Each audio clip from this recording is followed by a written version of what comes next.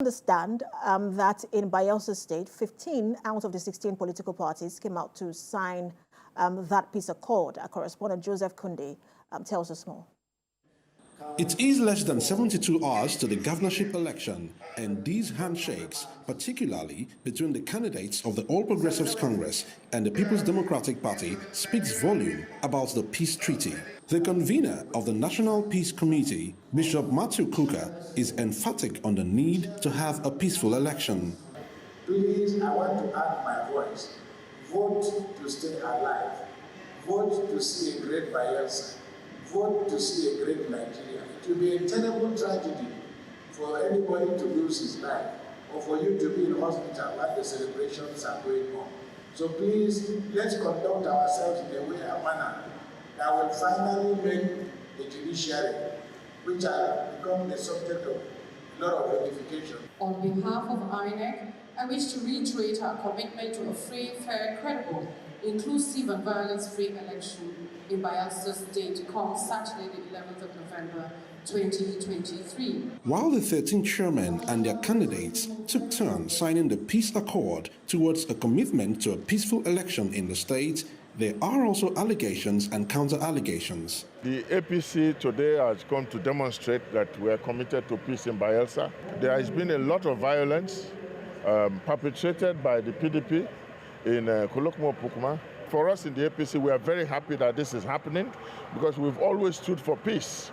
And we will hope that other parties also will obey and abide by the peace accord. I've just been informed that the former governor of the state whom you interviewed has accused me, the Oyediri governor, of stockpiling arms in Kolokmo-Pokuma. That should be the fattest lie of the year. And that shows that this peace accord is going to be ineffectual. And everybody knows in this state, those who have given in to violence and they flash red points in this state. Kolokmo-Pokuma has never been a flash red point. One notable absentee from the peace accord signing is the governorship candidate of the Labour Party and its chairman, as no reason was given for their actions. Joseph Kunde, TVC News, Yenagoa. Let's bring in our correspondent in Bayelsa, Joseph Kunde. He joins us now live. Joseph, just after that peace accord, that signing, we can hear the rhetoric from both the APC and PDP candidates, and one wonders if this will have any impact at all on the process, of that election. What are you hearing from residents, and what has been the situation of things in terms of security in the last few hours since that peace accord was signed?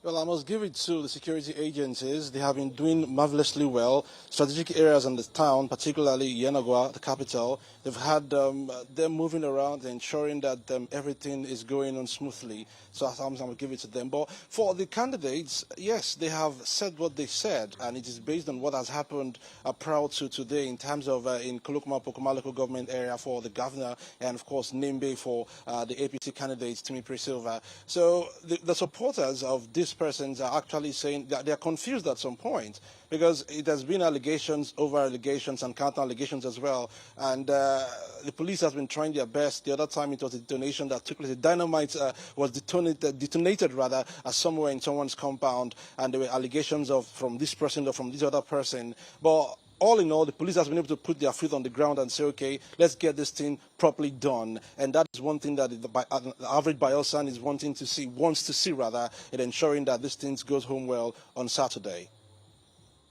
And what is the thinking? You just mentioned the average Bayelsan. What is the thinking of the average Bayelsan in terms of how the security of this electoral process and whether it will be free of violence?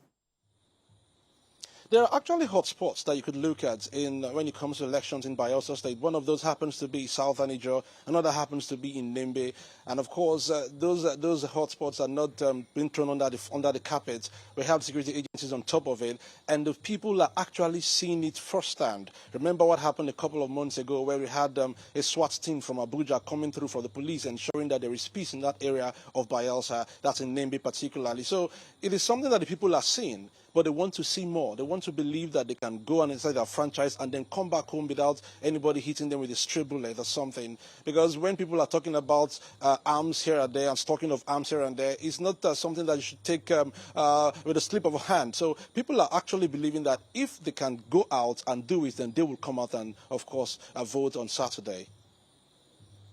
Thank you so much, Joseph, for that update. We know that in the coming days, we'll continue to get updates from you in terms of the preparation of this election. Our correspondent there live for us in Bayelsa.